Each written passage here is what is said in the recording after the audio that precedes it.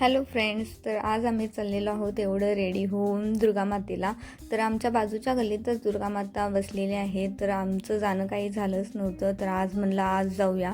रोज जायचं म्हणलं तर रोज पाऊस येत होता, कधी रिद्धूची तब्येत बरी नव्हती, तिला ताप येत होता, असंच होत होतं. तर आज म्हणलं आज नाही, आज जाऊयाच. तर आज आम्ही रेडी होऊन गेलो तिथे. तर खूप छान डेकोरेशन केलेलं होतं आणि मंडपसुद्धा खूप छान घातलेला होता.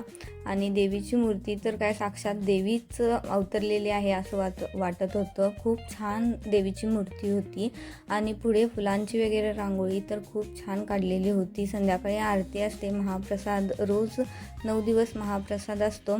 तर आज तिथे मस्तपैकी दर्शन वगैरे घेतलं आणि नंतर तिथे आज फॅन्सी ड्रेस कॉम्पिटिशन होती. तर आमच्या ओळखीच्या एक अक्का आहेत, त्यासुद्धा आलेल्या होत्या. तर त्यांची मुलगी राधाचा लूक तिने केला होता. तर ती पण खूप छान दिसत होती. तर काही फोटो वगैरे काढले, काही व्हिडिओ वगैरे काढले आणि नंतर आम्ही फॅन्सी ड्रेस कॉम्पिटिशनला गेलो. तर बाजूला एक मंडप घातलेला होता. तर फॅन्सी ड्रेस कॉम्पिटिशन तिथे होणार होती. तर आम्ही सगळेजण तिथं जाऊन बसलो.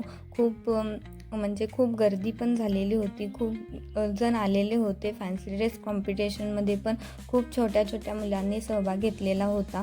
खूप छोटी छोटी मुले खूप छान छान गेटअप करून आलेली होती आणि मस्त वाटलं बघून. आणि नंतर लास्टला तिथे 9 दुर्गामाताचा अवतार असं लुक केलेला होता मुलींनी.